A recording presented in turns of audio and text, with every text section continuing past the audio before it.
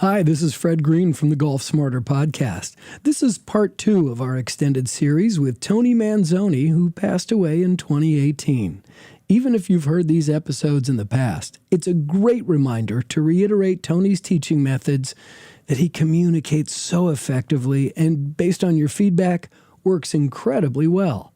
What we're doing differently this year versus what we've done the last few years is that I'm replaying these episodes in the dated order they were originally published. Tony's book, The Lost Fundamental, One Simple Move, Better Golf Forever, is once again available on Amazon, including the Kindle format, and his video of the same name can now only be seen online. If you'd like to gain access, please write directly to me at golfsmarterpodcast@gmail.com or click on the Hey Fred button at golfsmarter.com. To find out more, please visit golfsmarter.com/Tony, and please make sure that Tony is all lowercase. Thanks so much for your support, and enjoy. For members only, Golf Smarter number 254, recorded on October 26, 2010. The Single Pivot Swing in Detail with Tony Manzoni. This is Golf Smarter, sharing tips and insights from golfers and golf professionals to help lower your score. It's worked for your host, Fred Green. Welcome and thanks for downloading the Golf Smarter podcast. A few episodes ago, we had a conversation with Tony Manzoni, who claimed to have unearthed the secret to Ben Hogan's golf swing. Tony calls it the Single Pivot Swing, and he'll soon be opening the Single Pivot Academy down in Palm Desert, California, where he coaches and teaches at College of the Desert. Well, after that podcast, not only did Tony get a number of calls requesting a coaching session, I received many emails wanting more in-depth information. So I called him, and luckily we caught Tony before he left the country for meetings in China, and he was more than willing to discuss his theories in detail. Welcome back to the Golf Smarter podcast, Tony. Hey, how are you today? I'm doing well, and I'm so glad that we caught you. I understand you're going to be leaving the country any minute, right? Yeah, I'm going to China, meet with some government officials about doing some golf courses there and also creating some golf schools and kind of tied into what we're doing with Golf Illustrated here at College of the Desert. Wow, that's very exciting. It is, and it's my first trip to Asia, and I'm so excited about going to China because right now I think that's the hot spot for all the golf activity in the world. One of my business activity, not just golf. Yeah. Oh yeah, everything, and golf is kind of the criteria for people that are working in various industries to do business. In my golf management program, I get a lot of boys from Korea and China that have been sent here by employers so that they get some form of knowledge about the management of golf courses, and then also a little bit about teaching, but primarily to get their skills up so they can play golf and do business on the golf course. Very interesting. Well, and part of your College of the Desert program is golf management, correct? That's correct. Yes, that's correct. Very, very good. So when you were on the show and we had you talking about Shot Watch and among other things, but we wanted to talk about your single pivot swing. And I got to ask you a couple questions about it, and you were kind of vague about it, which was okay. But I was inundated with emails and phone calls from listeners around the world saying, wait a minute, I want more. You teased this as Ben Hogan's secret, and you really didn't even talk about it. So it's not much that I would call someone back and say, hey, can you do a second episode, in a couple of weeks? Usually we'll do long interview and cut it into two, but this time we had to call you back and get you to talk more about the single pivot swing. I hope you can. Well, I can do that. I can do that for you because it's really a passion of mine, and I think we've kind of got a groundswell moving right now with this thing. When I came up with the method through years of research, and especially watching Ben Hogan, I wasn't sure myself, because when you're thinking a little bit out of the box as an instructor, there's always a question, well, have I flipped my wig here, or have I really found something? And it took a while for me to realize that this is valid. This is what Hogan did, because there's been a lot of people saying they knew what he did, and I think this is an aspect to it. I'm not sure it's everything he did, but I know that in watching some of the film that I have of him, especially in his later years, this is exactly what he did. Wow. All right. Well, and one of the comments that I received was, I can't believe he doesn't have a website, not even a simple one. So you need to explain this. And it's like, why? Well, I'm finishing a book with a gentleman by the name of Paul Cervantes, who's a very, very fine co-writer. And I speak in a certain way, so he's tried to keep that flavor in the book without editing me out of it.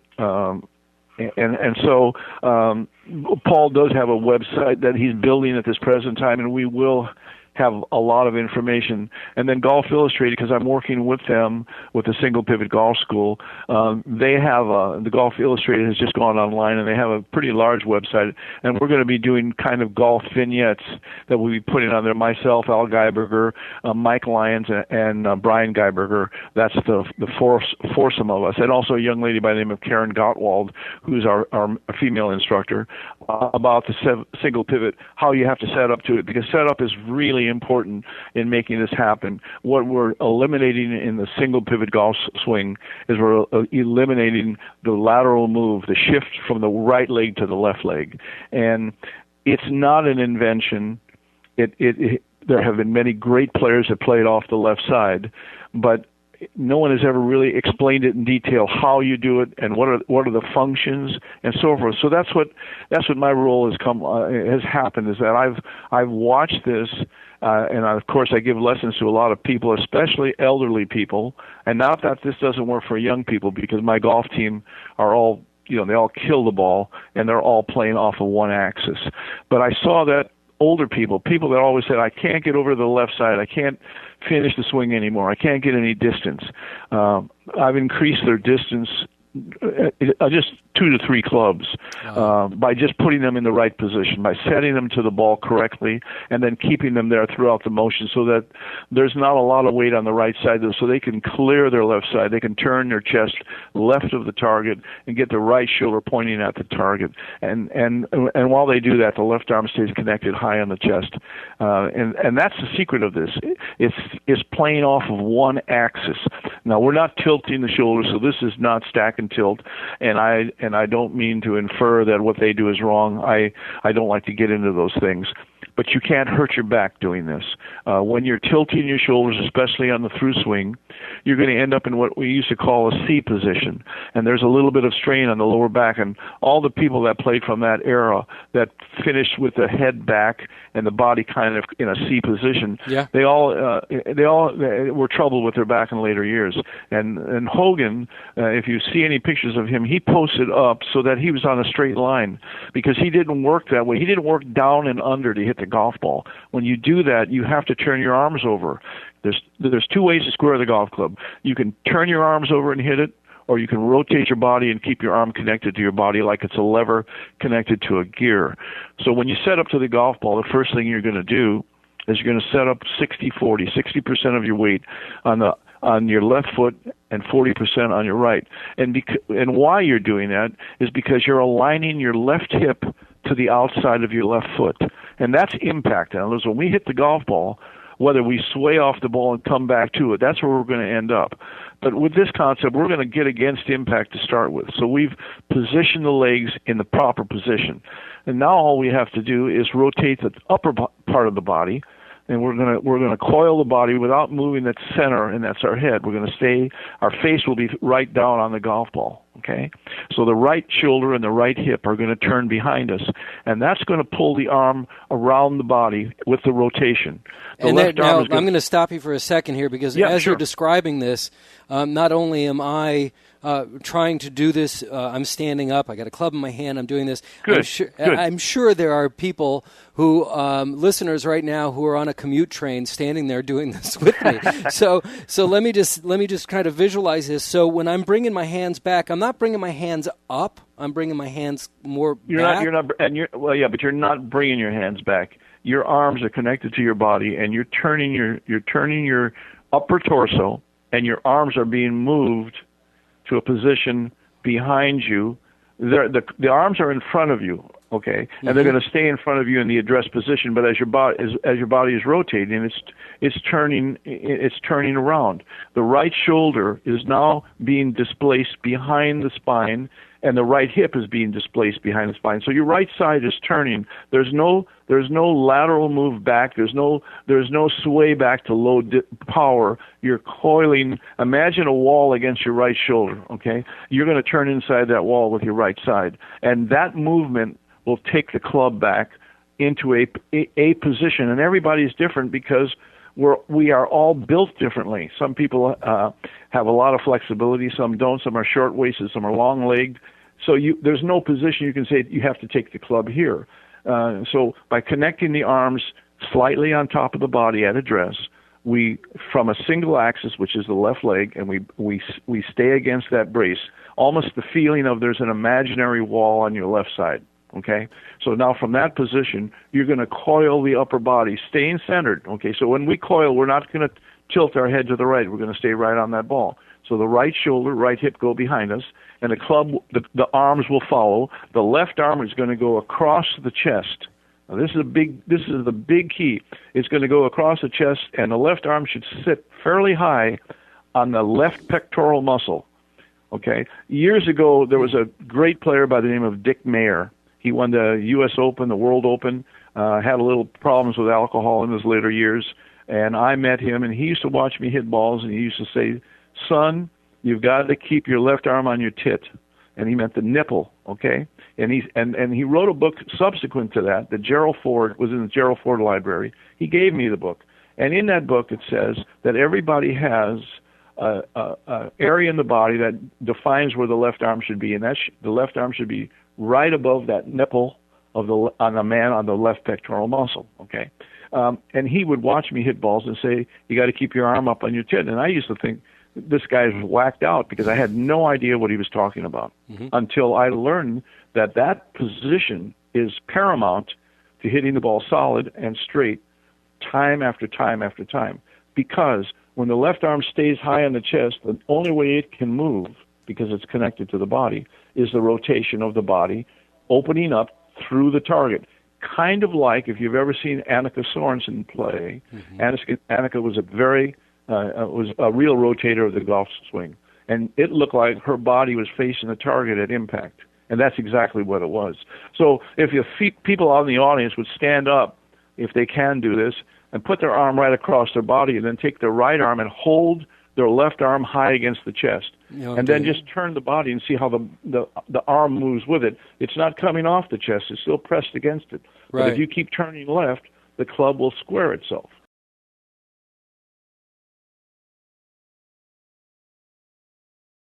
Now, you talk about seniors being able to do this.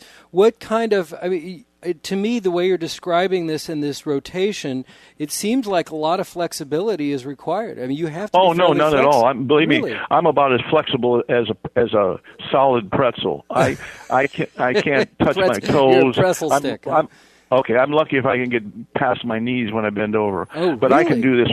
I can do this. I'm 74 years old. Atrophy is snuck in there somewhere. Yeah. And I try to stay as limber as I can, but really, I'm not going to yoga. I'm not doing stretching. But what I found is that if you put your arms across your chest, like you see guys crisscross their arms, and you get in a swinging position, you set yourself up against the left side brace, and just turn the top part, you're going to turn it enough to where your back is to the target. You even less than that is fine, okay? But if you're turning your right side behind you, this is the ticket. If you try to turn your left shoulder over to your chin, it's harder to do. If you take your right side and pull it back behind you towards the target, that's the key word, towards the target, because at the top of your swing, your weight is now 70-30. You're braced against that wall. And okay? 70 being on your left side. The 70 being on the left side. Left side. You started 60-40 because you're displacing your weight behind you, and it's going behind you towards the target. You have now braced up 70-30. The left knee has not pulled back from the ball or pulled back to go towards the ball or behind it. The left knee is pointed straight to the toe of the left foot. Okay. In your rotation, your knee is pointed to your foot.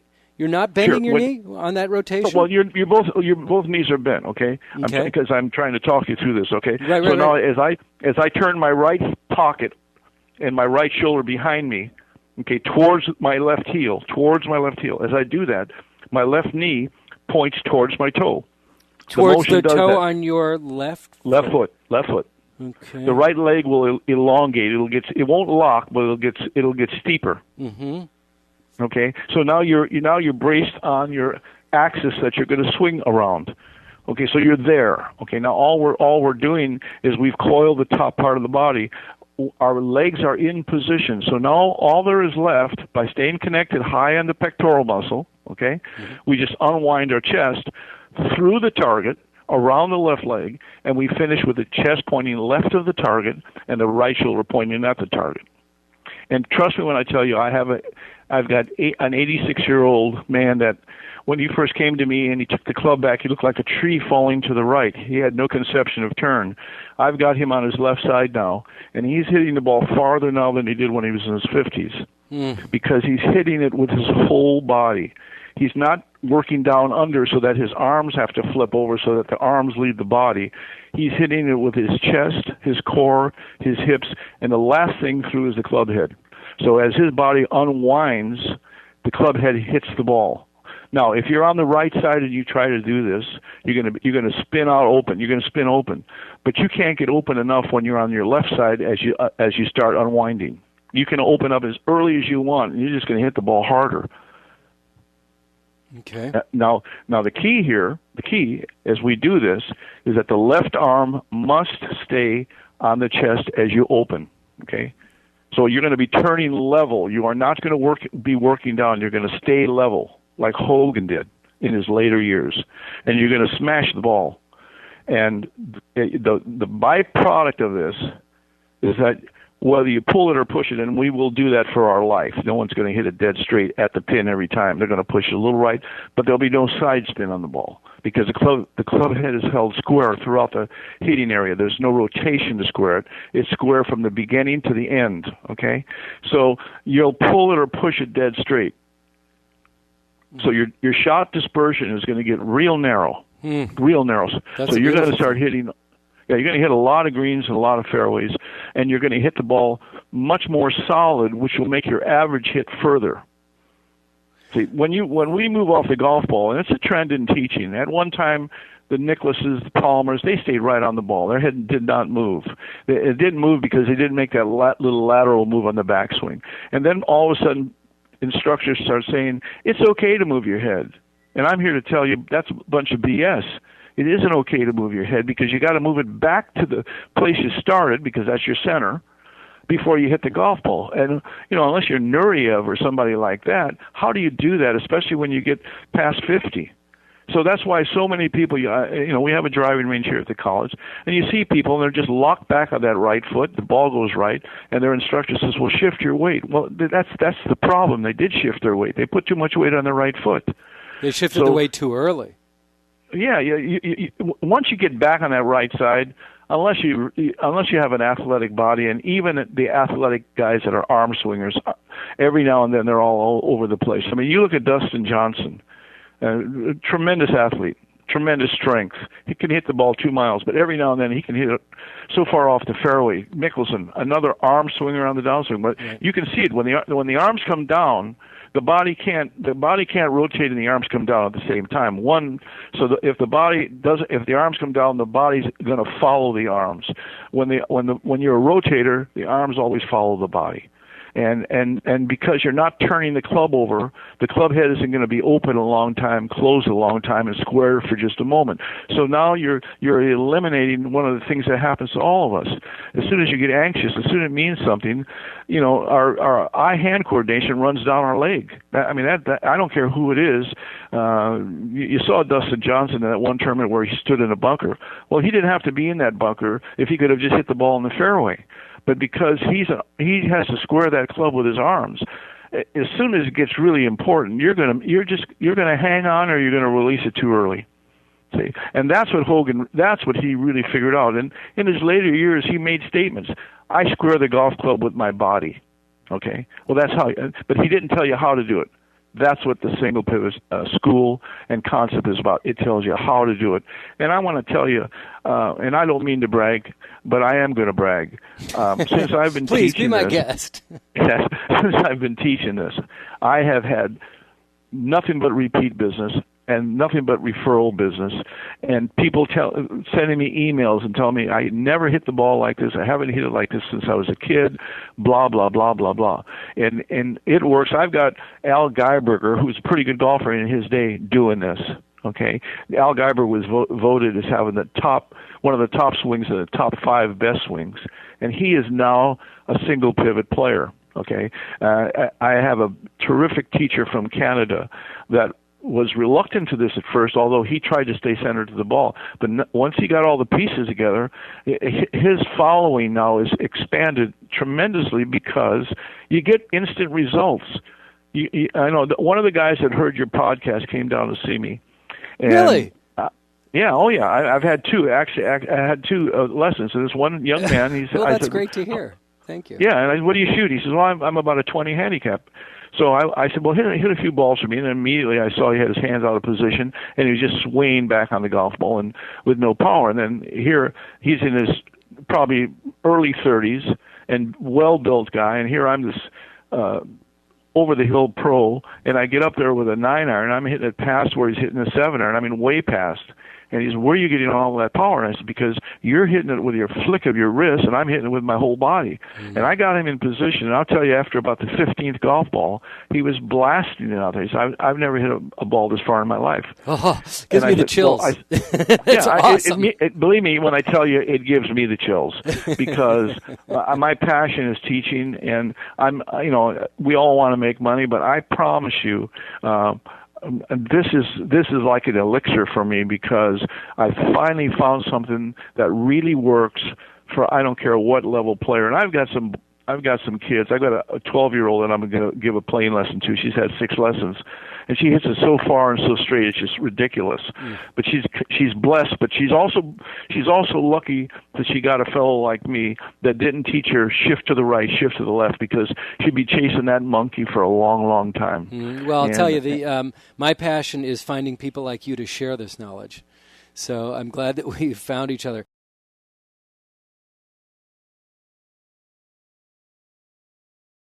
Now, I received an email from a listener in Joplin, Missouri, and he had a number of questions. He says that I just finished it and I had a lot of questions. Instead of writing to you, he thought he'd write to me so that maybe I can ask you again. And Sure. You mentioned a couple times about Hogan's later years. He was just curious: is that those later years? Is that after he wrote the 5 lessons?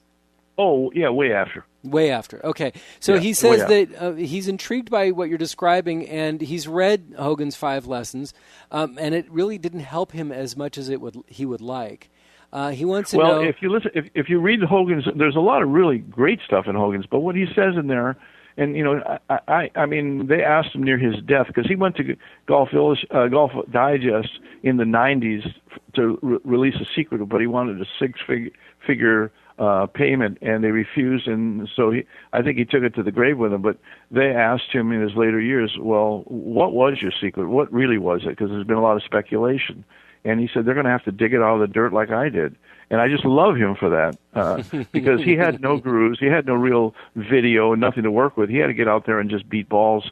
But he got an idea in a dream state, and I know what that I really believe I know what that idea was, and it wasn't weakening his grip and all that pronation and supination stuff. I mean, he may have done that, but I've got film, and you can look at him at the top of his swing, and his weight is on top of his left side. His right leg is so steep and so braced, and you can see he's right there ready to rotate. So he eliminated that transitional move that I don't care who you are, whether you're a tour player or a high handicap player, it's difficult. You've got to move laterally onto the left foot and then rotate. And you have to time that rotation in a split second when that club is really, really moving. And for some of these young guys that hit 3 or 4 fairways and then blowing out of bounds, right or left, and never knowing what, they know what I'm talking about. Because I was one of those guys. When I was a young man, I was a very good player.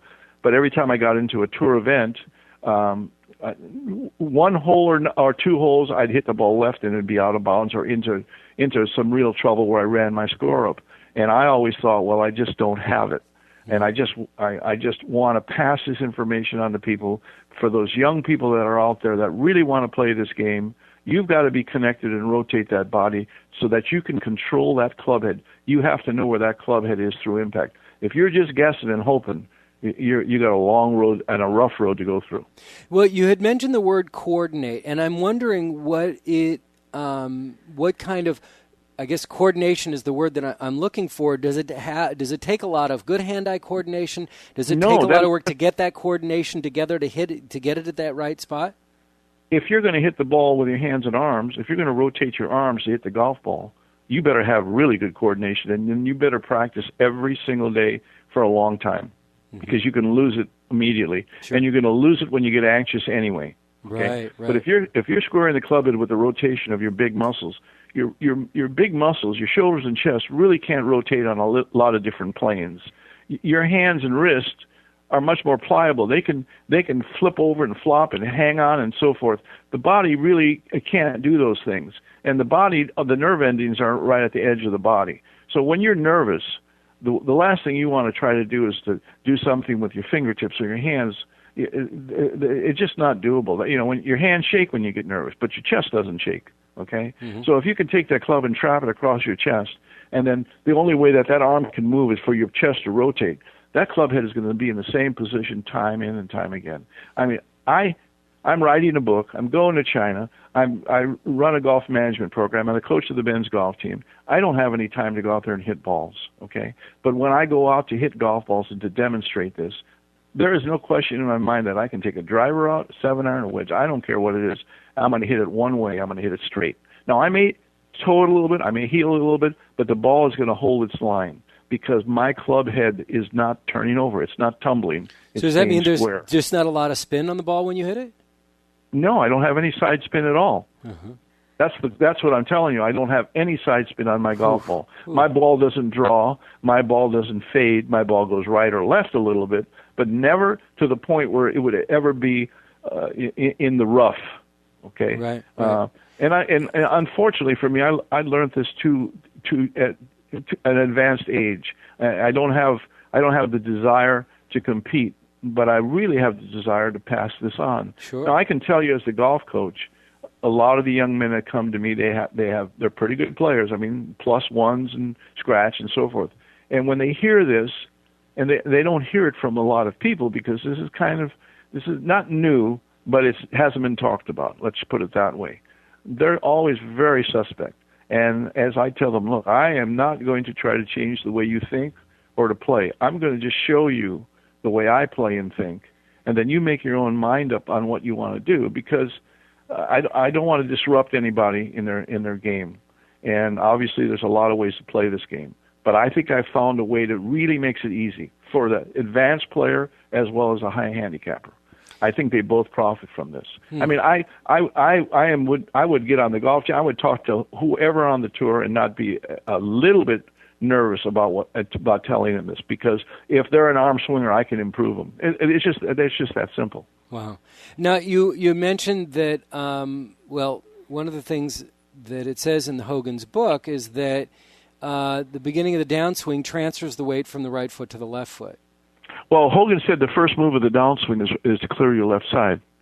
Okay, if your weight's on your right foot and you rotate your left side, you're on your right foot when you're hitting the golf ball. And that's why a lot of people, when they took his words verbatim, they couldn't hit the golf ball because he left out the part. In the letter I have by Ben Hogan to a friend about how to hit the driver, he states emphatically, at the top of my swing, my weight's on the instep of my left foot, not my right foot, my left foot. And when the first time I read that, I just blinked and said, well, Ben must have had a cocktail that day, and or maybe a little dyslexia kicked in, but he meant right foot. And then as I continued my research and looked at film of him and then saw quotes where he told Mike Austin, who was a pro from Los Angeles, from now on I'm going to play off the left side, And then one time with a conversation with Lee Trevino, Lee said, I've seen a lot of great players play off the left side. I've never seen anybody great that stayed for any length of time on the right side. But I didn't understand what he was talking about. And like most people, I was too embarrassed to say, I don't know what you mean by that. So through this period of time, this learning experience, and then also there was a lot of self-doubt. Who am I? Who am I to say some of these guys are wrong? But then when Jack Nicklaus made a quote in Golf Digest after the stack and tilt, people pointed out to him that he was staying on his left side. Jack made this statement, and it was a very, brash statement. He said, anyone that teaches you to shift your weight on your right foot on the backswing doesn't know how to teach. Well, Ledbetter and a lot of these guys, hair stood straight up, okay? And I know when I first wrote, when I was writing my book, some excerpts of it in the local sports book here, a little golf book, a couple of pros wrote scathing reviews of what I said. You're insane, you're a fraud, blah, blah, blah. And the south side of Chicago and me wanted to go over there and punch somebody in the nose.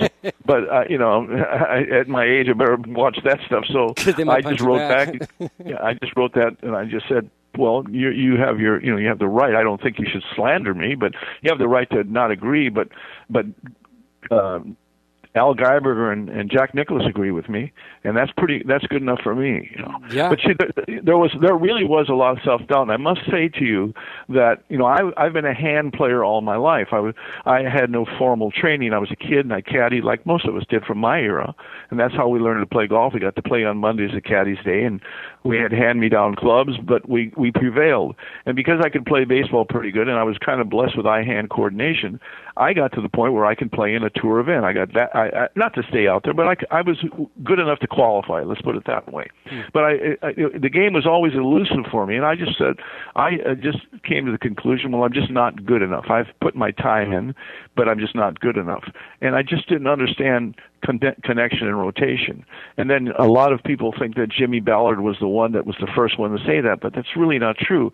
I've got books that were written in the 20s and 30s that talked about connection and rotation, and there was an argument at the time, do you face the ball when you're hitting it, or are you facing the target when you hit it? Because when you're facing the ball, your arms have to cross over in front of you. When your body's facing the target, then your arms are being pulled by the body. So that this argument has gone on for a while, okay? Mm-hmm. And Hogan, he was a very bright man. He had a 175 IQ, so he was close to genius. He figured it out. He got a thought and figured it out and worked on it. And I don't think he ever really divulged his secret. But you can see it in his later film. You can see it so clearly. You can see his rear end is totally on his left leg, as was Nicklaus. Even though Nicklaus hoisted the club upright and Hogan took it around him, they were still against that brace. And I think that is, playing off of one axis it really eliminates a lot of the error made on the transitional move. And then the coup de grace on that is if you can keep your left arm connected high in the chest so that the movement of the body rotation brings the arm into impact, then you got the best of everything. And that's what we teach. There's some finite things like when you set up to the ball, your right hip has to be on the inside of your right foot at address. And then when you go 60-40, you find that the left hip has to be in line with the outside of the left foot. So the legs are going to be reactionary to the swing. You're not going to have to drive the legs. You're not going to have to move the lower body and then the upper body and all that stuff. That's all very, very difficult. And really, when we use the legs for power, that leverage comes from the ground up. It doesn't come when we're moving laterally. We're actually not totally on the ground. So the more you're grounded, the more power you can get from your legs. But your legs have to be in a certain position so that they can stay grounded as you rotate the top part, and then they just react. Unfortunately, you can't see what I'm saying, but hopefully your listeners are getting a flavor for this. And you're being very descriptive. It's good. I mean, if you don't, not while you're driving, of course, but if you can close your eyes and listen, you can visualize a lot of what you're saying. Yeah, because this is really important, and I mean it's really important if you love the game like I do, and you want to improve. And the beautiful part about this whole concept is you can do it from your chip shot to your drive. It's the same exact concept. You are connected at the left arm, and you rotate your body through the target, and it pulls the club through. The club can't turn over, and you're going to hit really wonderful shots. And we're not trying to stay behind the ball. We're trying to move through the golf ball. Again, that's another concept. See, when you drop your right shoulder down, your head goes backwards. It goes away from the target. Your body arches, and your hands turn over, and you hit the golf ball. But the true rotational person doesn't drop down and hit the ball. His right side stays level, and he just slams his right side through that golf ball. He hits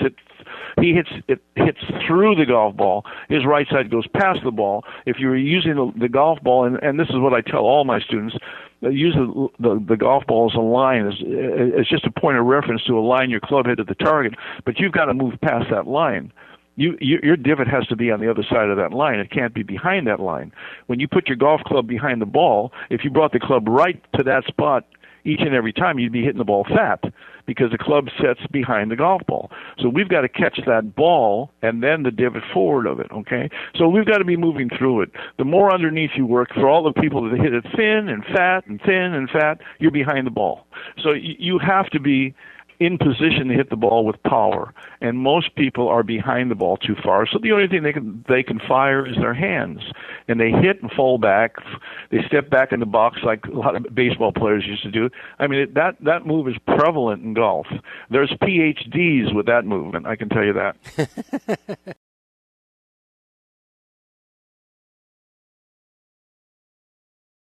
This seems to be your creation, your discovery. Not your creation, obviously you're basing it on what you're watching from Hogan, but even if you were to put in a search engine on the internet, single pivot swing, it's going to pop back up with stack and tilt.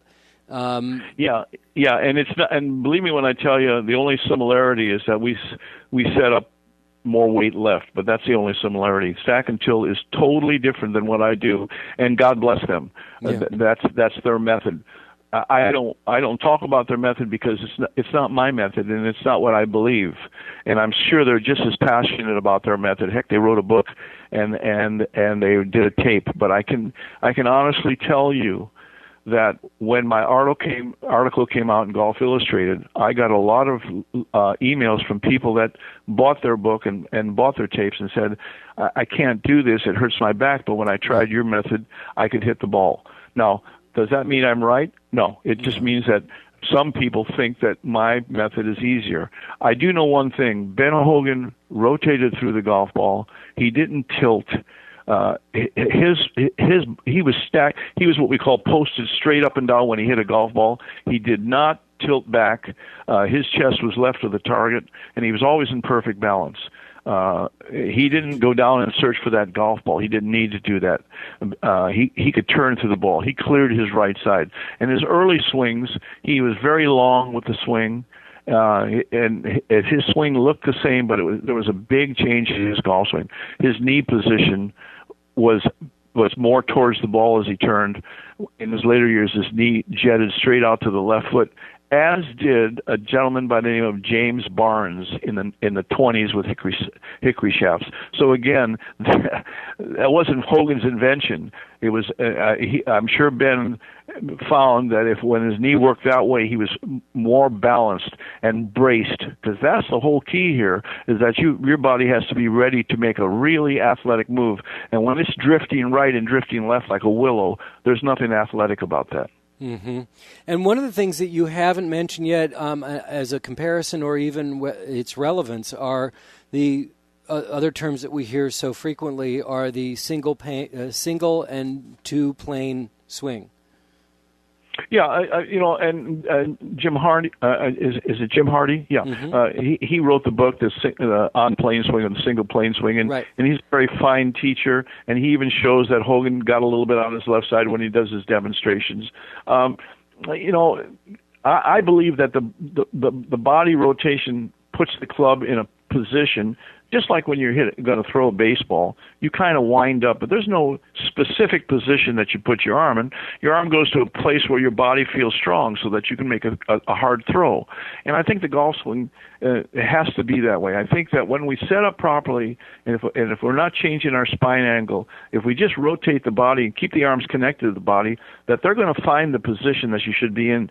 I have never believed that you should try to get your wrist hinged at the top or flat at the top. I think that hurts people primarily because they're thinking about their hands and their position, and you can't shut that off at the top. You're going to be thinking about your hands and trying to get that club flat at impact. And I've got scores of film of me hitting a golf ball where my left wrist is flat, and I can tell you that I have never tried to get my left wrist flat. I believe lag and all of that they're the consequence of doing something before that. So as I rotate and that club is being pulled, that club is going to be lagged, and my left wrist will have to be flat. When my body stops and the club goes forward, that's when my left wrist is going to hinge, and it's going to cup. That's when you hit the ball weak, but that's because the body stopped. Okay. But there's no way that you can bring your arms down and try to keep your left wrist flat. I mean, that's insanity. I see people hurt themselves doing that, and they hit everything weak right. And yet there are people that are teaching that today. And that's one of the things that I've always said. I'm a PGA member since 1965, and not one person from the PGA has ever come over and said, okay, let me see what you're doing to make sure you're not making people crazy here. And I think that there's our teachers that are teaching out of a book, and they're just not cognizant of why things happen. There's cause and effect, and the left wrist being flat at impact is an effect of something else. It is not because you purposely try to keep your left wrist flat. I mean, that's ludicrous. You're moving too fast. There's too much weight forward, especially when you have a driver in your hand, even though it may be 15 ounces or so. The weight of that club head is enormous as it's moving through time. And if your body stops, that weight is going to flip your hands. I don't care how strong you are. They're going to cup.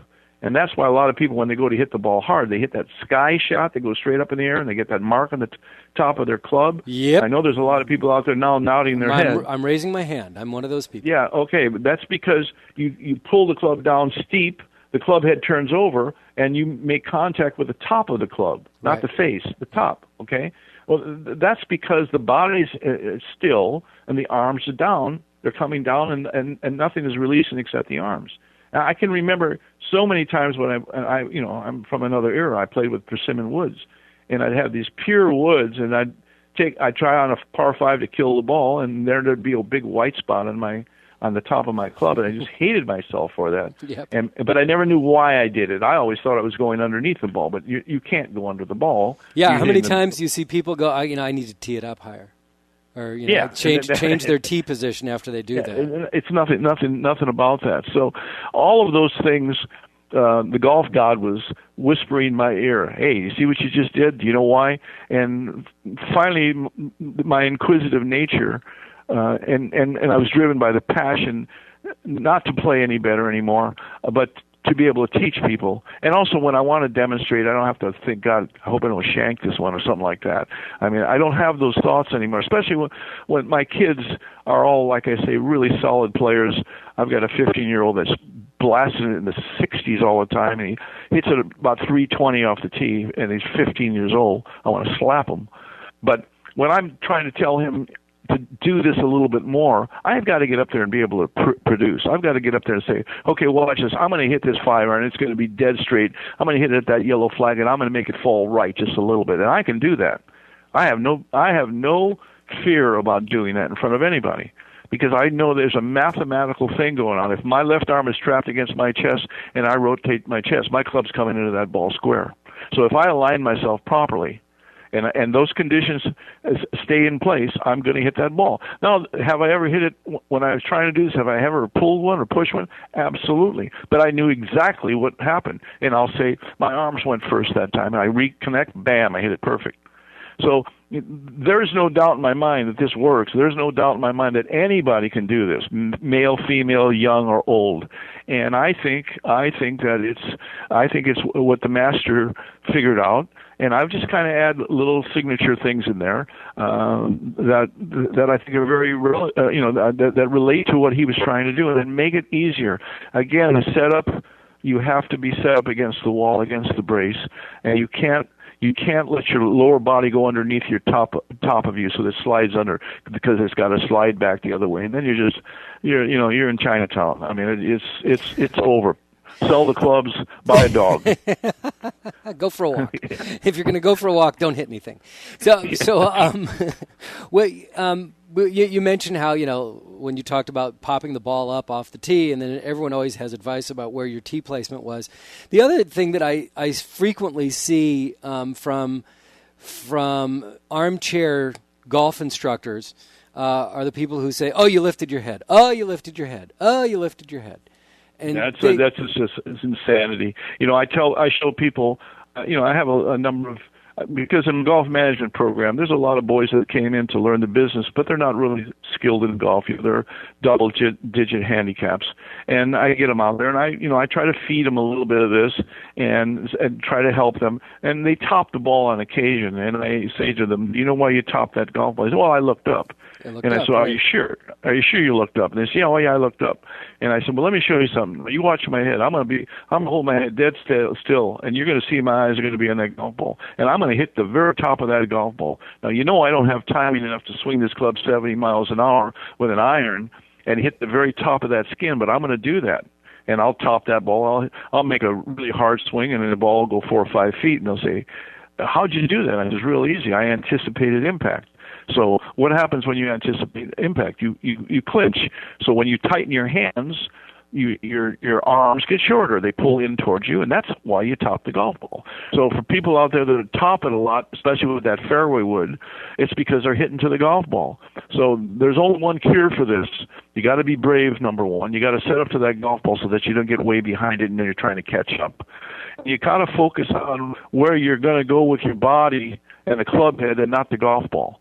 So when you get it to the coil, let's just say that's phase one of a 2-part swing, then you got to unwind to the second part and hold that position. Look pretty. Look like someone's taking a picture of your follow through. And if you get your mind off of impact, then you'll quit trying to hit. And when you hit, you won't have that response. So for everyone that's topping the ball, I can promise you're tightening up, not looking up. That is phenomenal observation. I mean, I even had a listener write me and said once that his dad always used to say to him, "If you lift your head, the only thing you're going to see is a bad golf shot."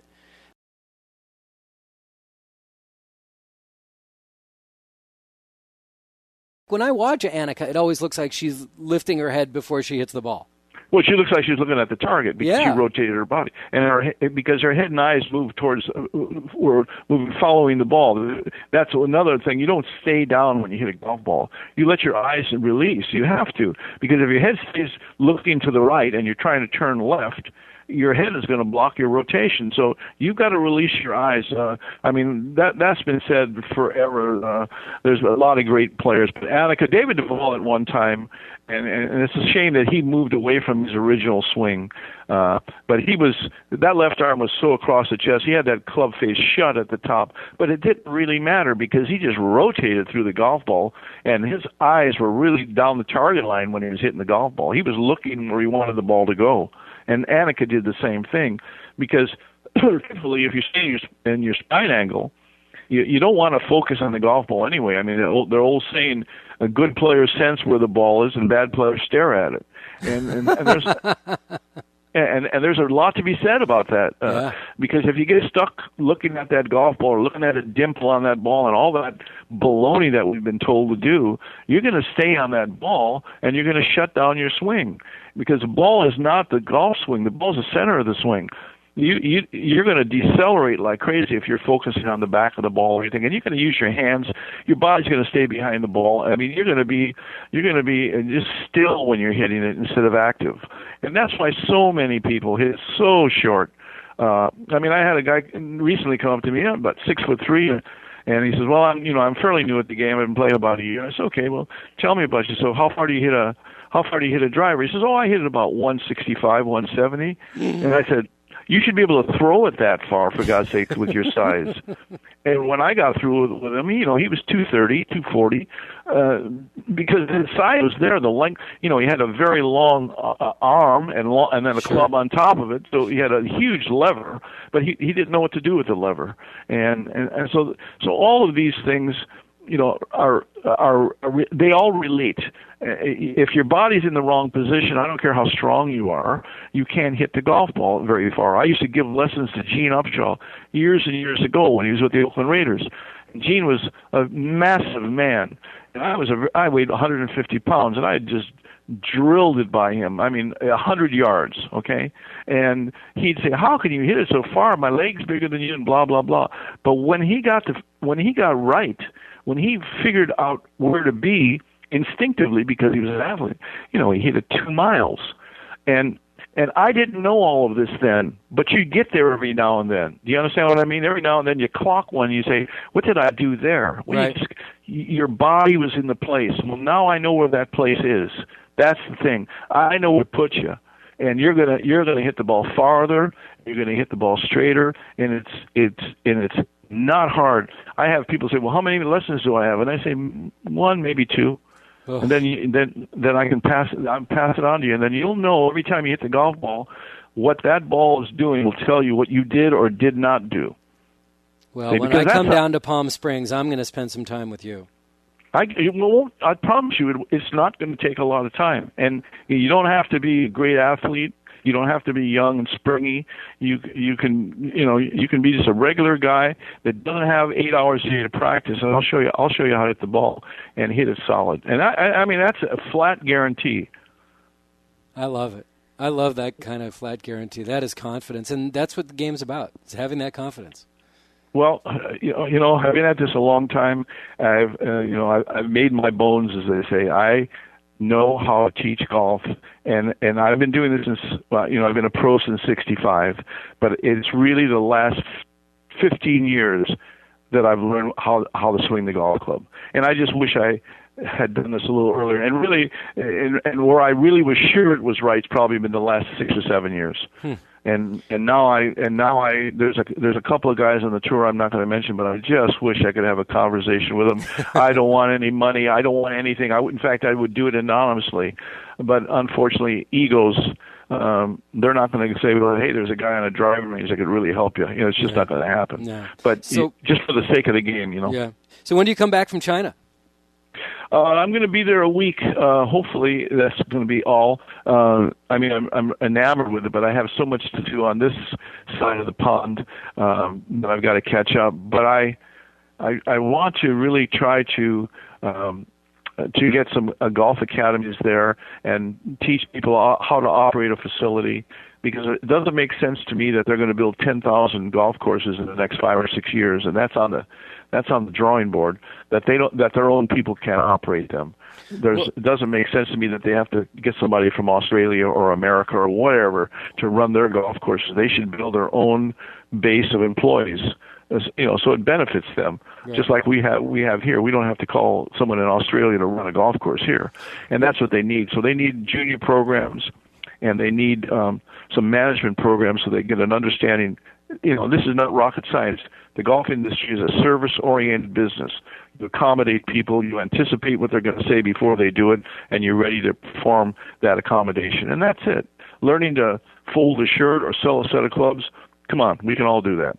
But the secret of this business is to make people feel welcome and not, when they walk through the door, not look at them and say, well, that guy's not going to spend any money. You don't qualify people in this business, nor should you in life, for that matter. Right. But that's the secret of this business, and I've been lucky because that was taught to me as a young man, and I've made a lot of money in the golf industry in times when people didn't make money, and it's what I pass on to my students so that they can go out there and they can become successful. Well, if you receive 2 phone calls from the last episode that we barely even scratched the surface on the single pivot swing, I'm hoping you're going to get a lot more emails and phone calls. I will make sure to post your email address on our blog site, and you told me tmanzoni at collegeofthedesert.edu, correct? That's correct. And then let's let them contact you that way, unless you want to give the phone number that I contacted you at. That's this one? If they want, they can call me on my cellular phone. Okay. If they don't agree with me, please don't call me and call me a bunch of names. I get enough of that on a daily basis. If you don't agree, call me. Just get a hold of me, and we'll do that. My cell phone is 760-534. 3190, and you have my email. And anyone that's interested in trying to find out more, if they're a little bit confused, drop me a note or give me a call, and I'll be happy to help them in any way that I can. Well, like I said, I'm going to try to come down to the Palm Springs area around the first part of 2011, and if I do, and we get a chance to get together, I hope that you'll allow me to bring a video camera and maybe even put a little bit of video on here so we can get that on Golf Smarter TV too to show people, because based on this information and the emails that I've received, they want more information. They are intrigued by what you're saying and want to know more, so we've got to get it out there. Well, that's great, and I really do appreciate the opportunity to tell you all this stuff, because it's like I feel like I have lightning in a bottle right now, and it's trying to get out, and I want to get it out, and not so much to praise myself, but to help people with this game, because it's such a fantastic game, and to suffer with it, like I know I did for many years, is ridiculous. If you get the right amount of information, it isn't that complicated. We're not building a rocket here, okay? We're swinging a club, and if we just play on an axis and rotate around that axis, it makes it so much easier.